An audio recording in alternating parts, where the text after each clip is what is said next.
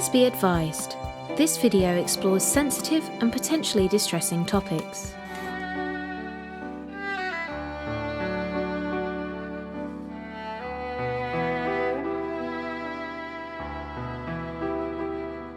I actually sought help from SANS, which is Stillbirth, the Neonatal Death Society. And when I actually spoke to them about what had happened, and you actually talk to other people, and they've come out the other side, it's incredible how much they help you. I don't think it's something you ever get over. I think it's something that you learn to live with. It's like any major, horrible life event. Part of that is realising that I'm not the only person. I know that's very personal to me, but I'm not the only person that's been through that experience. And almost everyone you meet has been through a horrible life event. And I think the tendency back then was for me to think of only me.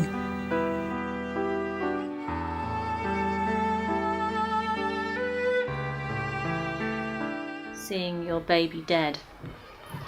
You know, you're supposed to hear your baby cry when it's born, and of course there was no sound when my baby was born. And seeing a dead baby, it's indescribable. You know, your hopes and dreams end right there, and I've never been able to erase that memory. You know, that I quite often go back to it. It sounds really awful, but I'll quite often, if I'm awake at night, this is what happens. I wake up and I start kind of reliving what happened, and I'll picture the baby dead, the baby girl that I had, and it was a horrible sight. And since then, that's when I've had these morbid thoughts, and I'm always imagining something awful happening to the children.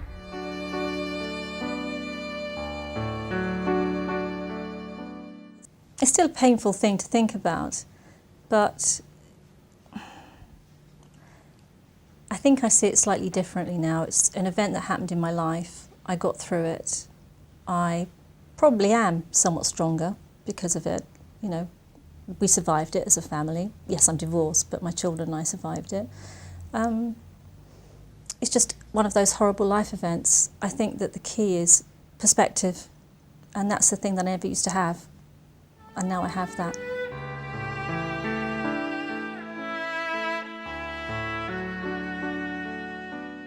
At the time I lost the baby, the staff at the hospital were not very helpful at all.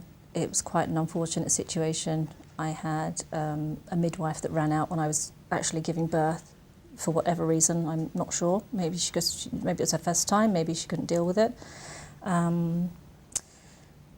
They didn't take any photographs of the baby.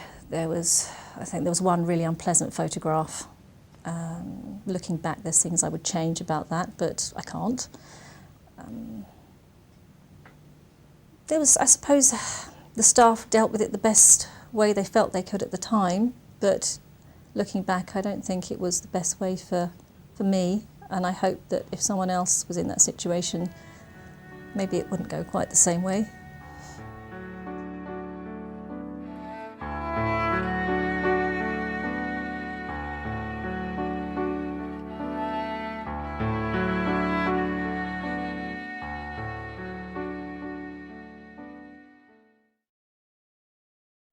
A baby dies before it's even born.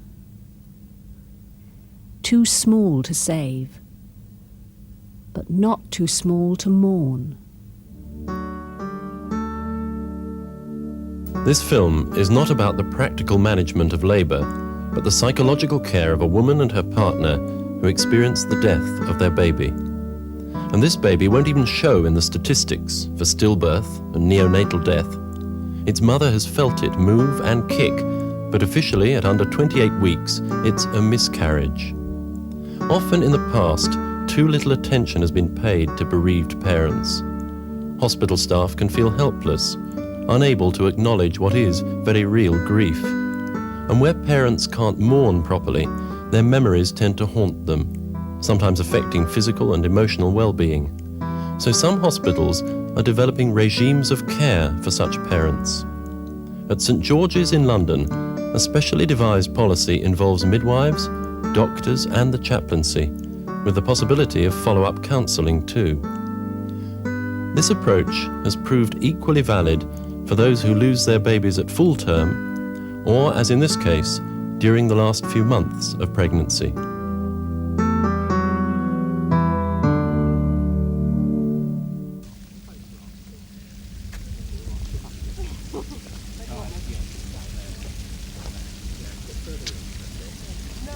This is a story of Joe and Adrian, who are expecting their first baby. Joe is 27 weeks pregnant, and so far everything has gone well. But at work one day, she begins to get anxious.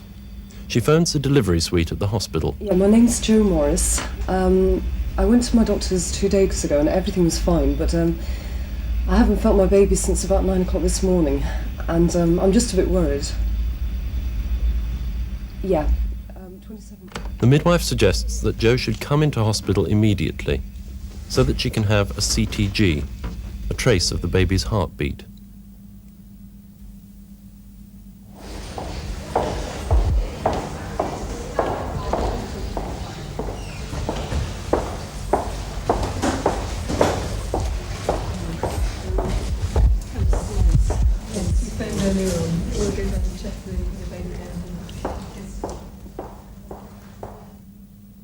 Jo guesses something is wrong. The midwife doesn't hide her own concern, but she can't give a clear response until the obstetricians looked for a heartbeat using an ultrasound scan. Usually during pregnancy, a scan is an occasion of excitement and anticipation, but not in these circumstances. What's going on?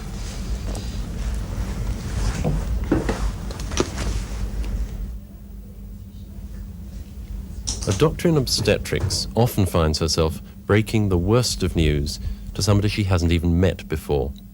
It's a doubly sensitive task. And a woman in Jo's position can find it confusing having to deal with numbers of unfamiliar hospital staff. So it really does make an appreciable difference if they act as a team with a well-thought-out, shared approach. Probably guessed by now that something is wrong. I've just had a really good look and I'm afraid I can't find the baby's heartbeat. I'm so sorry, your baby has died.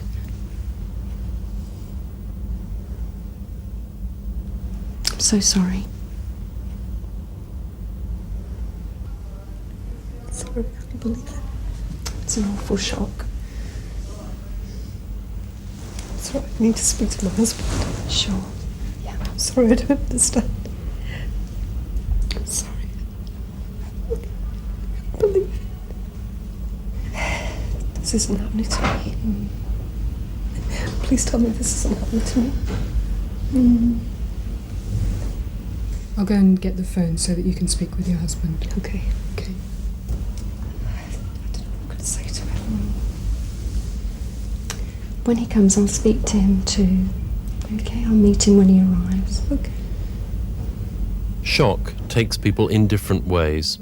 Some will seem dazed, others will talk rapidly and be full of questions. With Jo, the hospital staff don't ignore her questions, but at the moment they know she couldn't cope with the lengthy answers. Her world is falling apart. She needs to feel that there are competent and caring people around her, and most of all, she needs a chance to talk to her partner. She's offered privacy, but with the knowledge that somebody is nearby. You've had an awful shock and you're going to have loads of questions to ask. We'll be just outside and we can come along and answer your questions and explain what will happen next.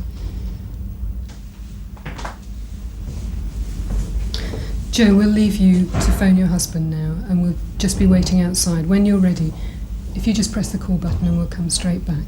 Okay. To do now is to induce labour for you very gently and very carefully, and while the whole thing's going on there'll be a midwife with you all the time, and of course your husband can be here too. Adrian's on his way, but Jo isn't just abandoned while she waits for him. Together, they'll have to make a decision. Do they want the birth induced now, or is it better to go home and then return the following day? Is there anything else you'd like to ask me at this stage? Will you come back when Adrian arrives? Yeah, of course. Yeah, I'll come and speak to him. I'm here for most of today until this evening, and I'm here again tomorrow. So maybe if you could give me a... Yes, I'll call you later. Okay. See you later on then. This can be an awkward moment, waiting for the woman's partner, or perhaps a mother or a sister, to get to the hospital. It's tempting for the midwife to do things. At least she'll feel active, making tea, getting the woman to bed, taking observations. But how does Jo herself feel? What does she need? A listening ear may be every bit as necessary as that therapeutic cup of tea. I expect Adrian will be here quite soon. I'm not sure what you prefer at this stage. Would you like me to stay with you, or... Oh, yes, please stay. Is that okay? It's fine for me to stay with you. I don't know what I've done wrong. I don't understand it. No, I thought I was being so careful. I was eating all the right foods, and I stayed away from things like soft cheeses because I knew there'd be a problem with that, and I stopped smoking. Why? Why has this happened to me? I was being so careful. I've been going over and over what I might have done. Why? Why has this happened to me? Trying to think what I could have done. I did carry some shopping that the day before yesterday. It was a bit heavier than usual. Do you think that could have been it? Understandably, at this stage, you're wanting to find a reason why your baby has died. And you're going through all the things that you've been doing. I'm quite sure that carrying the shopping was nothing to do with your baby dying. As before, the midwife doesn't let herself get drawn into details at this stage. Only once, in fact, has Jo seriously looked to her for an answer. Most of a woman's questions at this time are meant just for herself. So I have to deliver my baby. And how long does that take? Oh, I'm going to have to tell my mum. She's going to be devastated. It was her first grandchild. And what will the baby look like? Will I have to see her? Jo, are you okay? What's been happening? Are you all right? What's the matter? What have you been doing to her? What's the matter? I just came in this morning and they couldn't find the baby's heartbeat. What have you done? It's all right. It's okay. Don't worry. I'm sorry. It's not your fault. It's them. It's something they've done. It's all right. It's not your fault. My name's Liz. I'm the midwife. I'll leave you to be alone together for a little while. I'll just be outside and I'll be back in 5 or 10 minutes. All right. Many couples will appreciate a few moments of privacy, but not all. It's up to the health professionals to be sensitive. After a while, Adrian calls Liz back. Jo tells me you've said she has to go through this labour and deliver the baby herself. Isn't there any other way? Couldn't she have a caesarean section? Wouldn't that be kinder? Shall we sit down and talk about what needs to happen? Have a seat.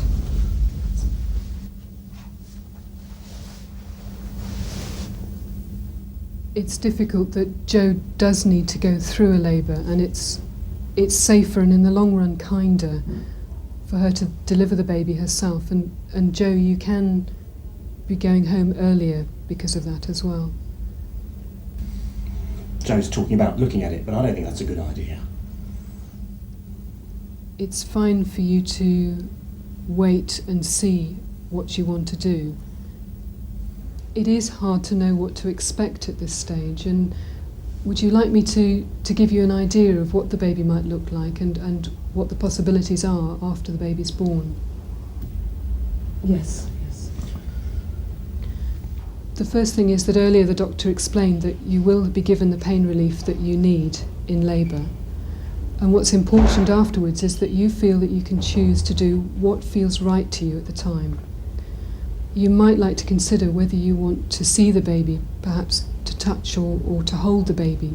Oh no, that's morbid. No, that would upset her too much.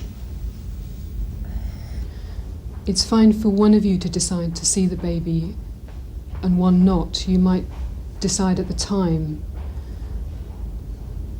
You asked what the baby might look like. It seems the baby died quite recently. You went to your GP a couple of days ago, I gather, and the baby was fine at that stage. Will the baby be completely formed? Yes, at this stage the baby is completely formed. The baby will be about this sort of size, and you can, as I said, choose whether you want to see the baby then. You might want to wait a little while and perhaps see the baby later on. You can change your mind.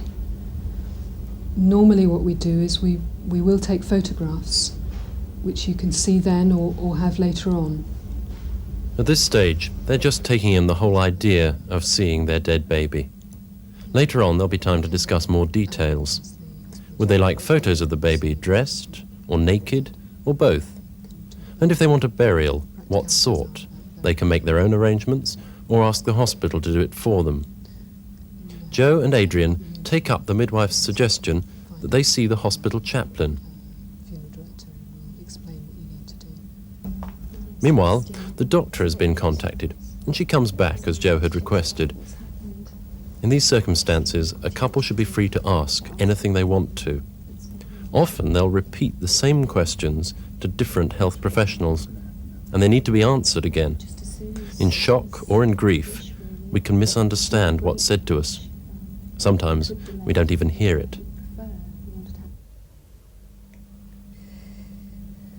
After 8 long hours, the baby is born. No signs of life, but also no obvious abnormality.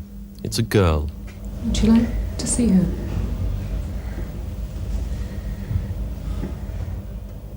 She looks lovely. Yes, I'd like to see.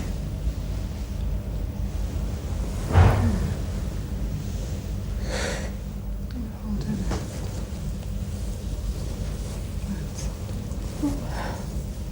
The midwife is particularly careful not to hurry anything. For Joe and Adrian, the memory of these moments has to last a lifetime.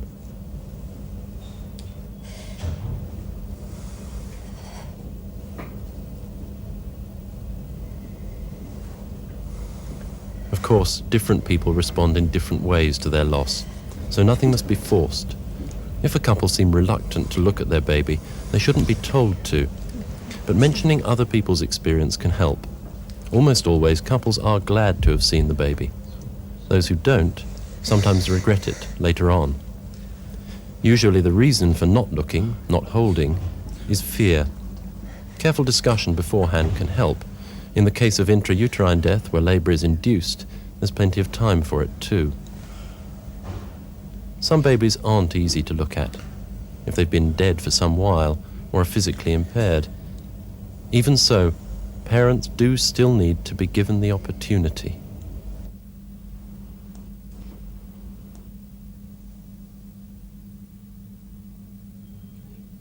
You're dressed.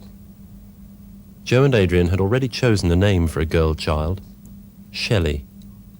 Before the chaplain comes to christen her, they've asked for her to be cleaned and dressed. Liz does this in the delivery room, but again, it's good to ask what the parents prefer. Taking the baby somewhere else might give them a much-needed space, or it could feel like a painful separation.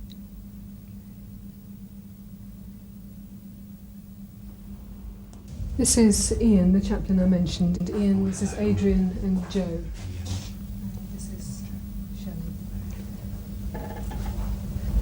She's lovely. What I'm going to do is I'll give her to you, and then you can hold her good and tight.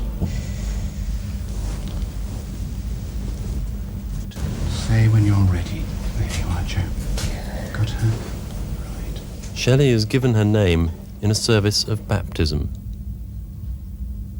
Shelley, I baptize you in the name of our God, who is Father, Son, and Holy Spirit. And I sign you with the sign of the cross. Many Christian ministers won't perform a baptism as such, but will say prayers with the couple in a less formal ceremony of naming and blessing. Bless, preserve, and keep you.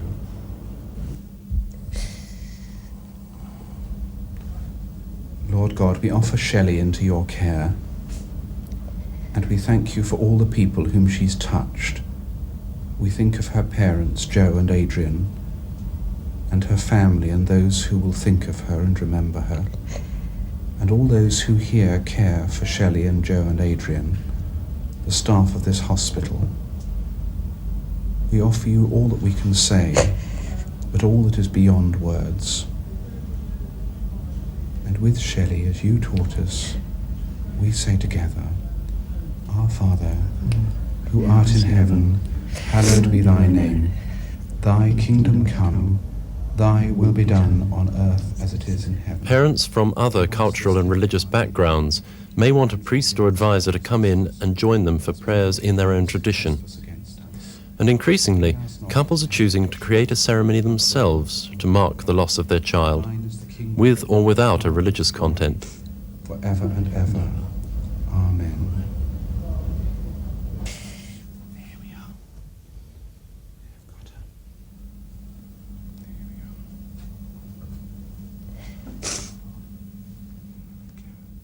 go. At 27 weeks gestation, Shelley is still officially known as a miscarriage. Clearly, her parents and most professionals think of her as a stillborn baby. But Shelley won't need to be registered as a birth or a death, and in the normal way there's no document to say she ever existed. That's why at St George's Hospital a special certificate has been designed, and it's been warmly received. The midwife has taken photos of Shelley just after birth and at her baptism. A hand or footprint on a card isn't difficult to make, and a lock of hair, if the baby had enough, is another idea. In this case, there's an addition to the hospital's certificate. The chaplain has given Joe and Adrian a record of Shelley's baptism.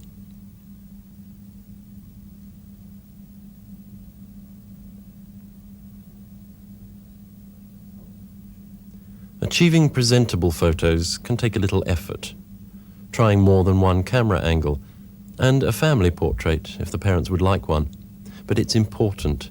These aren't medical records. They're destined for the most personal of albums. Okay, I'll leave you here and let you go from here. Thank you very much for all your help. You both take care. Okay, thanks. Bye-bye. Bye now, bye.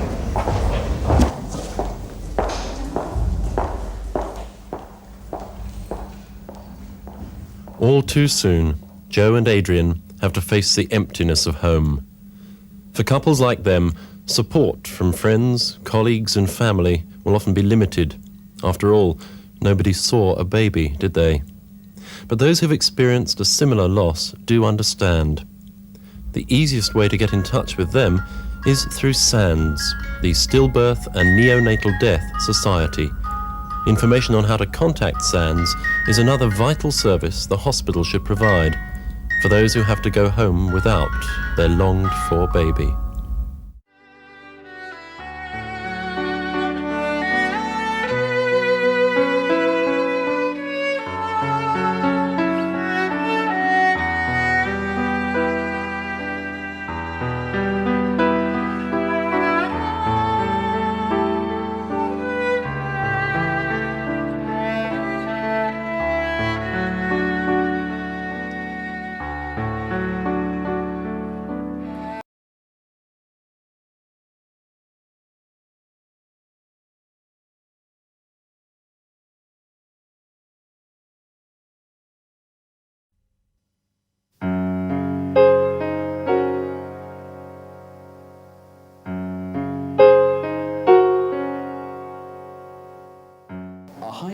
Of all pregnancies, possibly as many as half, miscarry before the 12th week of pregnancy.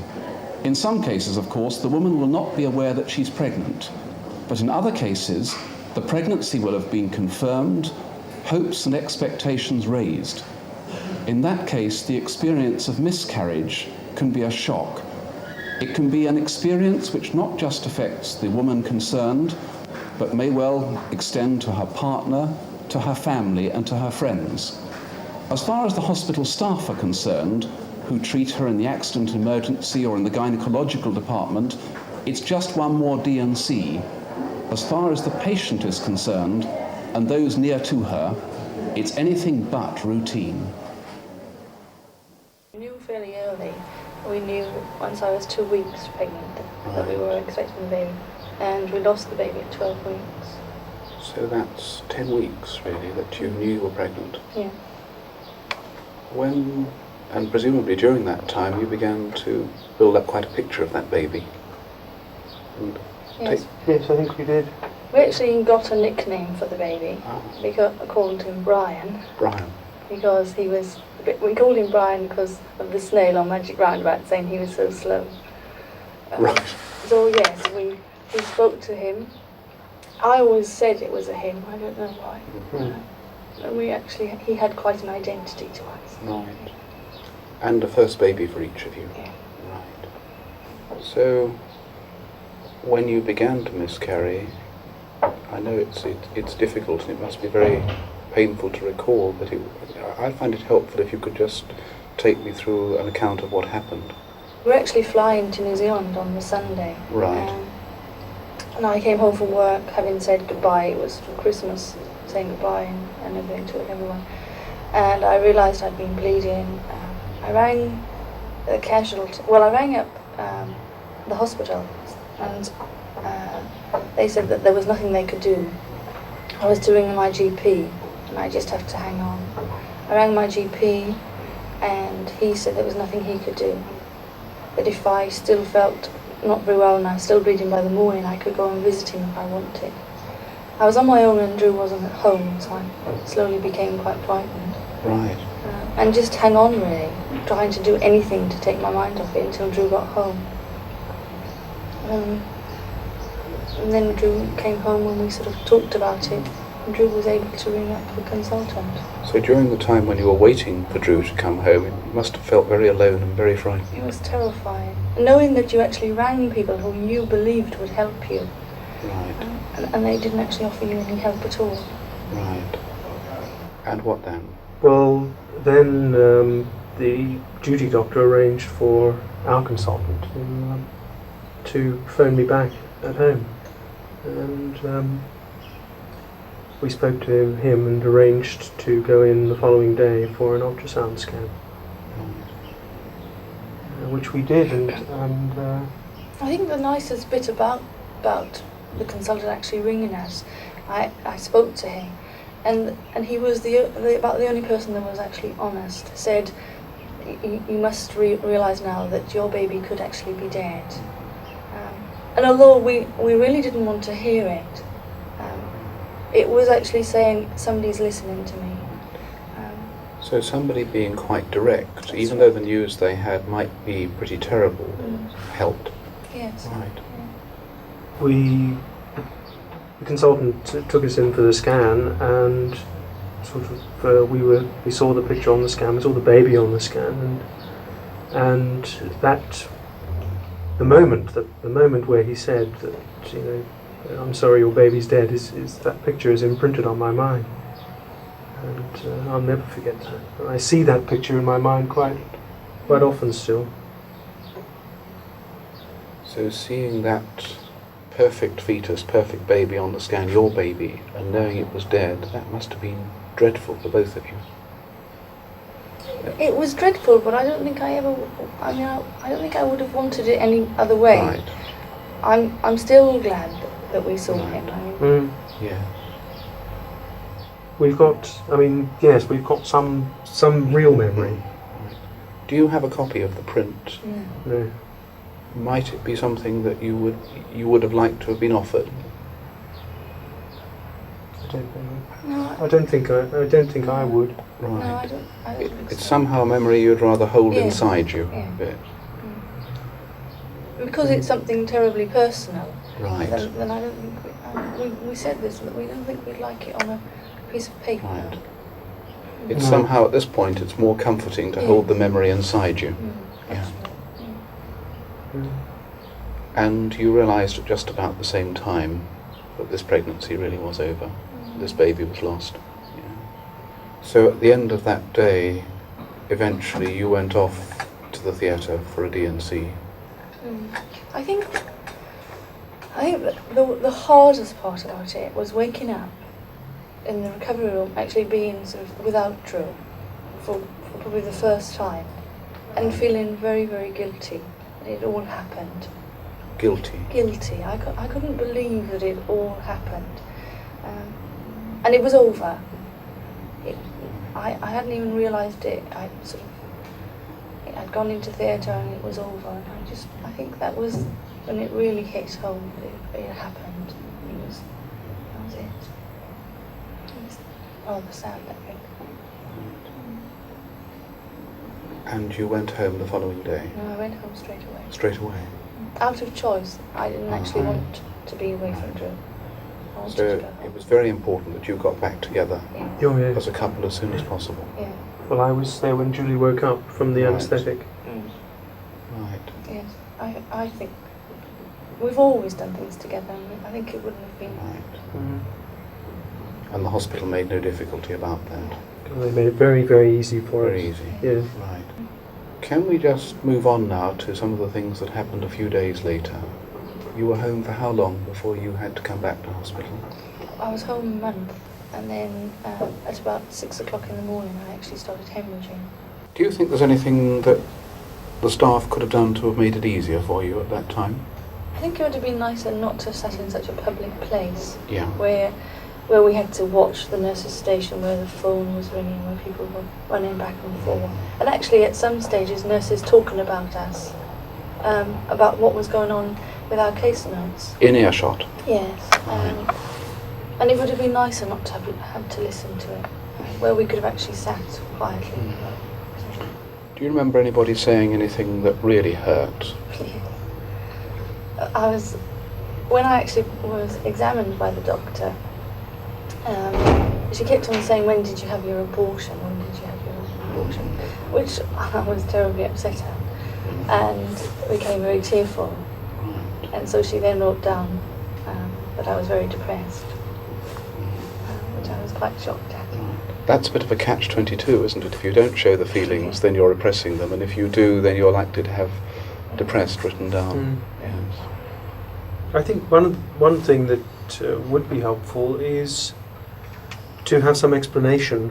Some explanation. Yeah, because, I mean, some of the time when Julie was seen and then examined, and then the doctor went on to see and examine somebody else, but there was no pause.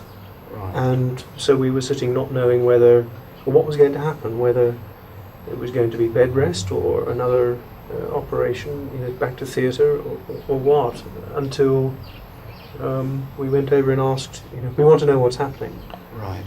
And then there was kind of a very brief, I guess, explanation which was meant to be reassuring. We're waiting for the senior doctor to come along.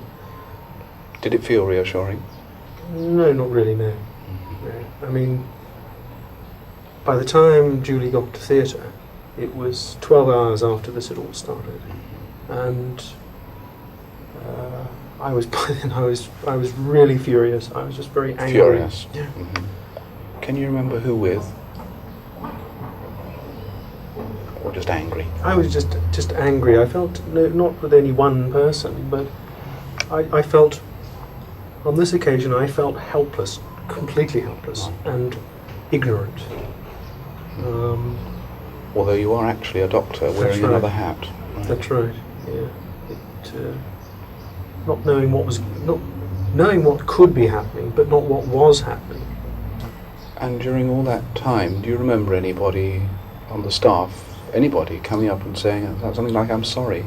No, the only thing I ever remember about that, and Drew remembers it quite vividly, is that the nurses actually carried babies around with them. There were lots of babies on the ward, and if they actually came into you, they actually had a baby with them. Into your room? Yeah. having had a miscarriage a month previously with a baby in their arms. Yeah. And they sat at the desk with babies, didn't they? Right. So when you went home, Julie, how was it for the two of you when you were at home? Because obviously you weren't going straight back to work. I don't know, I think that bit is easier not to remember in some ways. We felt a bit self-conscious in that we knew that it wasn't something that we wanted to sort of say, that's it, it's all over, it's behind us, let's get on with things. We didn't feel that way. We didn't want to pretend to be that way. And you know, I mean, we still think about Brian, almost every day. Right. But you sort of find it very difficult to know what public face to present, because it wasn't till we had the miscarriage that we discovered that how common it was. Yeah. Up until then, we'd thought. I mean, I'd forgotten, from my training, but you suddenly realise just how common it is when people start saying, "Oh yes, my sister, brother, next door neighbour, whatever," and it seems so much more common, but it seems sort of that you can't really talk about it very much. And it was, I remember, if people actually say, "I'm sorry to hear," I have this, and I just say, "Thank you very much" now, because it was embarrassing. Some couples, even though the pregnancy is very early, find it helpful to mark the fact the pregnancy's happened with some sort of, and finished in some sort of way, like a ritual, going to a church, saying some prayers or something. Was that something you thought about? Yes, Yes. I felt that I wanted to say sort of my goodbyes to Brian. Yes. It was very important. And so we both went to Mass. We actually then flew straight to New Zealand when I left the hospital. And as soon as we got to New Zealand, really went to Mass. And just to say our goodbyes. So that was a Mass that was very much for you and Brian, wasn't it? Mm. And that helped. Yes, I think it did. Yes. Because one thing about a ritual is that it's a way of putting everything that's unsayable into some sort of actions. And to go back a little, you're also saying that the people who would say, "Come on, you're young, have another one, cheer up," that's the sort of advice that's not helping you. No, I think I certainly appreciated people making some sympathetic comment rather than pretending it hadn't happened. Yes. I would have found that very much more difficult. But we both sort of felt a need to keep talking about it to ourselves, I guess, to each other, a lot. And it's now 3 months ago, Yeah. isn't it? But still very real. Mm. And it sounds from what you're saying that you'll always remember Brian. Yeah. I think because he was our first baby. Yeah. He was very we'll never go through another first baby. He was our first pregnancy. It was very important to us. The next one will be the second and the third. Brian was always the first. The first pregnancy, yeah. Do you think about another pregnancy, or does it still feel too early? That's a difficult one, isn't it? We do think about it, but Yeah. it's. I'm pretty frightened. Yeah, Julie's quite frightened, and I'm frightened for her, I think. I think there is nothing more than that we really would like to have another baby, and we've said that we would love to have one. But it's actually quite frightening. So, when you do become pregnant again, it would be very important for those people who are looking after you to understand your feelings. Yeah. And to understand that you probably won't. How can you be happy until you're holding a live baby? Yeah. I don't think I'll ever ever believe that I can have a baby until I actually hold a baby at last. I don't think a pregnancy will mean very much until it's over.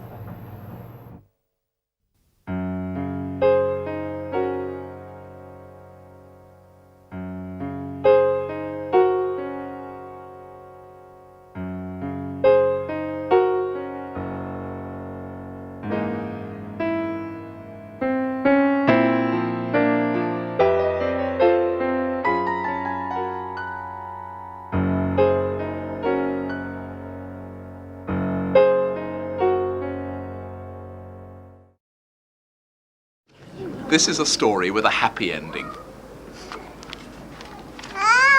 Drew and Julie, this is Katie, who's now 18 months. 18 months, and she was born on your third pregnancy, so obviously very special. You've obviously spent the last 18 months enjoying yourselves, being a family together, but I wonder whether we need to pick up, for example, how your pregnancy with Katie was affected by some of the things that had gone before, by the 2 miscarriages. I think the most important thing was not being able to accept that she was ever going to be born alive. Right. Ever, that we were ever going to see her alive. And I think that daunted us all through the pregnancy. And at 7 months it started going wrong. And Katie was actually born at 33 weeks. Right. That just reinforced us, really. That again, we would never see this child that we wanted alive. Yes. So she was born at 33 weeks and was on a neonatal unit for a short time. Yes. Yeah. Right. Just for a couple of days. Right. What do you remember most about that time when Katie was born? Is there anything that you particularly remember? That she was alive, and Right. so there must be something wrong with her. Alive, but there must be something Yes, wrong with but- her. Yes. And then once we realised that there wasn't anything wrong with her, I think that's when all the grieving really started. For everything that had happened before. Right. Just everything. So that's important, isn't it? That it would be very natural and easy to say, here's Katie, and just rejoice, as indeed you did, but some other feelings being around as well, to do with those other 2 babies. It's got tea. Yes, I think so, because when she was born and Malcolm sort of held her up, I burst into tears, and that was not just tears of joy. It was a release. Tea. You know, there was a whole history that was more than her pregnancy. I bet. Yes. There was an awful lot of just mixed emotions just pouring out with her. So, again, a very, very special time, but you're having some of the feelings that I guess other people may not expect, and indeed you may not have expected. Yes, that's right. It seemed we didn't really know what was normal and what was not. To us, everything was something that was about to go wrong. So we interpreted everything, normal pregnancy, normal things that happen in a pregnancy, as impending disaster. So we were on edge for 7.5 months, or whatever. That's how it felt. One thing I'm just wondering about is obviously those babies who you miscarried are part of Katie's story, and I wondered if you'd thought about when, if at all, you're going to tell her about those other babies. We have thought about it, and it's something that we talk about openly in front of her, and it's not something that we've said when she is 3 or 6 or whatever. It's something that hopefully will come into a conversation whenever it comes into the conversation. Right. As most conversations with children do. Yes. It isn't a question of sitting them down and telling them, but of just recognising the moment. Yes. But I think it's important, I mean, for us, that she does know. We feel quite strongly about it. Yes, I mean, she's special for a whole lot of reasons, and we wanted to know what they are. Right. And indeed special to know that she's important in her own right. Oh, yes. And in no sense a replacement for That's anybody right. else. No, absolutely. Thinking over the experience of your 2 miscarriages and your pregnancy with Katie, which obviously have been so important and things that you'll never forget. Are there any points that you think it's particularly important for staff to take note of? Staff who may come in contact with parents such as yourselves? Just to remember that it's not, that you know that it's not your first pregnancy, Right. and that you might not have seen your baby, but it was very important to you, and that you won't replace it. I mean, you will not replace that baby. And yes, it's so nice to have that baby that you so wanted, or a baby, but it isn't that baby. And I don't know, you just have to go through that kind of grieving process all over again. Even though your next baby is alive, you still have to go through it. And that means living with a very strong mix of joy and sadness all caught up together. And guilt. And guilt, right. Because you feel that you've had everything that you wanted now, this baby, and there are so many people who haven't got the baby that they so wanted, and you feel so guilty that you should feel happy, you should be grateful, and in fact you don't. Drew and Julie, thank you so much for sharing the story that has a happy ending with us, but also the parts of your story that will never be completely resolved, the parts that still hurt and that indeed will stay with you. Because I guess they're an important part of your being the couple you are and the parents who you are.